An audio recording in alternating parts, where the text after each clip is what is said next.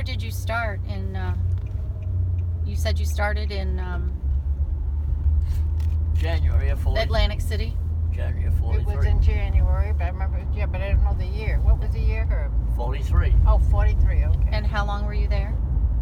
In Atlantic City? Yeah. 5 weeks. That was the first training. And what was that with? Basic training. I don't know. What group did they, are they all just Army Air Force. Hmm. We were Army Air Force in those days. all first? Army Air Corps. All first. Army Air Corps. I mean, they just were called in. Oh, shh. And then you went to Buffalo, New York, you said? Right. College, And what was that training for? College training attachment. They wanted math, basically. You learn how to use a computer. We had what they call an E6B computer for. Yeah. And something I'd had 2 years of college. Boyd Mason had a couple of years. But some of them in this group they picked for being made navigators hadn't had no college training, and that's where Boyd Mason and I split. He landed up going down to. He had no college? He'd had 2 years at Brown. Okay. And there were several others. Massey had had 2 years. Oh, and you only had 1 year? I'd had 2 years. Oh, did you?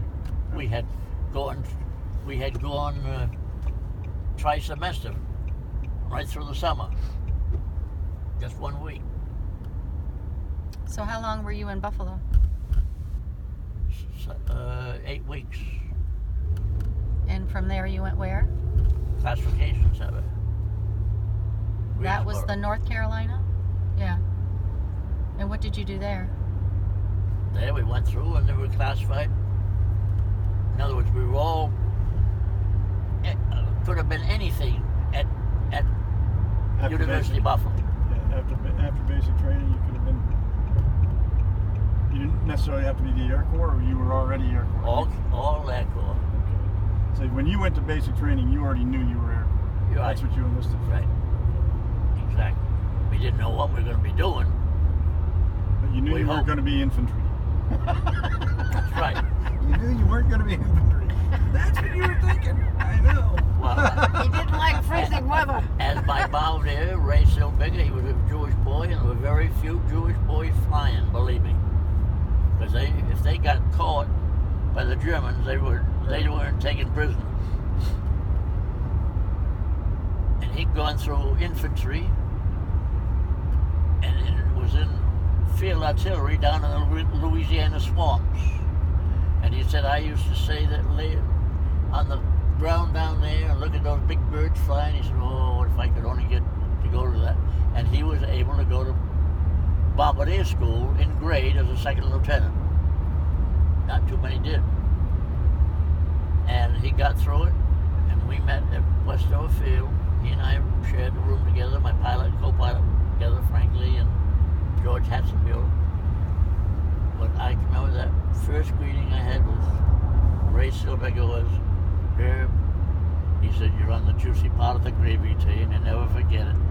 He said, if you live, you're going to live well. Right. You might not live well. You might not live. But you're going to live well. While you're living What well. is That's more exactly exactly right. right. That's exactly right. Living. And that was true. Absolutely true. We had, And you met up with them in North Westover. Carolina? Is that North Carolina? no, we met him at Westover Field. That was where we had Westover, the Massachusetts. crew came together. 6 enlisted men, pilot, co-pilot, he, Ray Silbigger, myself, he was a bombardier, and 6 gunners. Did you stay together through the war? We flew together. I checked out as a lead navigator after my 14th mission. The rest of them stayed together. They got hit many times with flag, but only the nose gunner got ever hit. And that was on the 11th mission, he got the top of his shoulder, a piece of flak. The flak circled around the Astrodome right between Ray and I on the Ray Silbiger was taken away with us with our planes at Mitchell Field, New York. We had a brand new plane. We were going to fly it over, and they needed bombardiers. They needed our planes in the 8th Air Force, and they took our planes, and we were 10 crews traveling together. 10 crews of 10 men each. They took all our bombardiers away, and all our planes, the 10 planes. They shipped us to Newport News and put us on the John Milledge. And there we broke down 4 times, and that's why I'm living, because it took 55 days from the time we left Newport News to the time we landed at our field.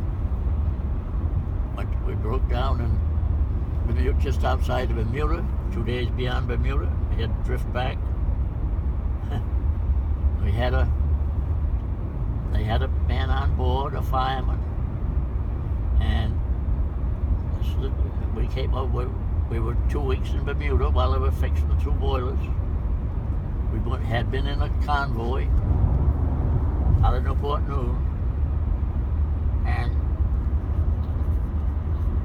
while they repaired it, we joined another convoy.